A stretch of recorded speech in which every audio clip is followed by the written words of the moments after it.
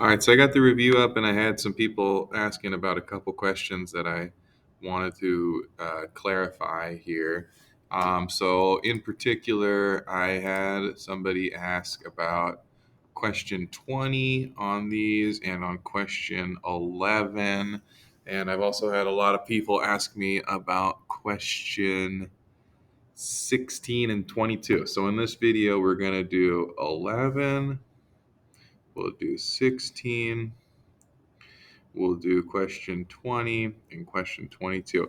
Please remember that we're cutting off 19, 20, and 21 there from the test, so you don't need to worry about those. So taking them one at a time, question 11, a couple different ways you could do it. One way I can do it is just focus on the bottom. So I'm going to write the top down as it was. On the bottom, I see 2 times 4. That makes 8. And I see k times k to the third power. That makes k to the fourth power. Remember that k to the third power means we had this k right here, and then k to the third power means 3 more k's. So if you count up how many k's are on the bottom of the fraction, there's 4 k's multiplied. 2 times 4 is 8.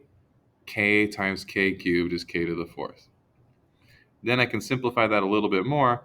4 goes into 8 twice, so I have a 2 on the bottom.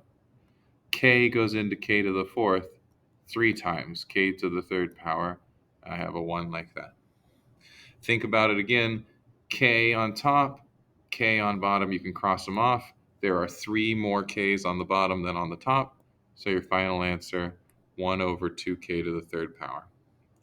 So that's problem 11. Problem 16, we got a bunch of junk raised to the third power. We can shortcut this and distribute the third power, or we can write it all out, because the third power means you write it down 3 times. Don't be afraid to just write it all out again if you can't remember how the shortcut works. So I'm just writing out 3m squared n cubed 3 times. Then I'm going to multiply 3 times 3 times 3. M squared times m squared times m squared. N cubed times n cubed times n cubed. Think about m squared being 2 m's right in a row. So here's 2, 4, 6. That's why I wrote m to the sixth. Then think about n to the third, meaning n, 3 n's in a row. 3, 6, 9. That's why I wrote this as my final answer. The shortcut, just to show that again, is to say 3 to the third power, m to the 2 times 3, n to the 3 times 3. Okay, looking at problem 20, I'm just going to do the same strategy I used on problem 11. I'm going to leave the top alone, work on the bottom. I see 2 times 4. I see x times x to the fourth. That makes x to the fifth. I see y to the third times y to the 0. That makes y to the third. Now I look at 2 divided by 8 is a 4 on the bottom. X to the 4 divided by x to the 5 is x to the 1, or just x. I do not need to write the 1. I can. And y to the negative 4 divided by y to the 3. This one might be a little trickier. You can use the rule that dividing becomes subtracting. Top minus bottom. Negative 4 minus 3 is negative 7. Go one more step here. And remember that a negative exponent is division. Whenever you have a negative exponent, you can move it to the other side of the fraction. So when you see y to the negative 7, you can move it to the bottom of the fraction.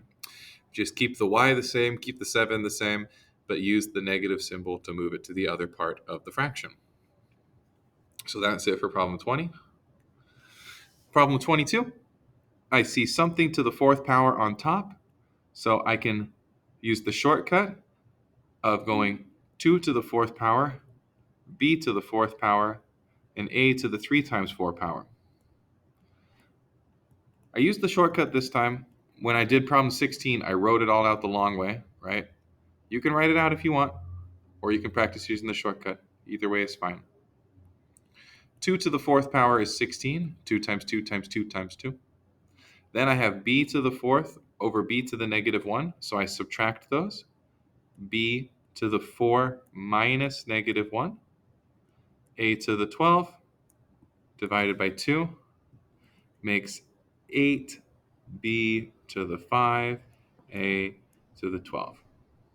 So there you go, a few more exponent property problems. Please ask. If you need any more, comment or send me a video. I will try my best to get it up there before the test on Tuesday. But you have to study it. There's Khan Academy practice, there's Desmos practice, there's worksheet practice, there's the extra Canvas quizzes, there's videos. It's very doable, but it takes practice.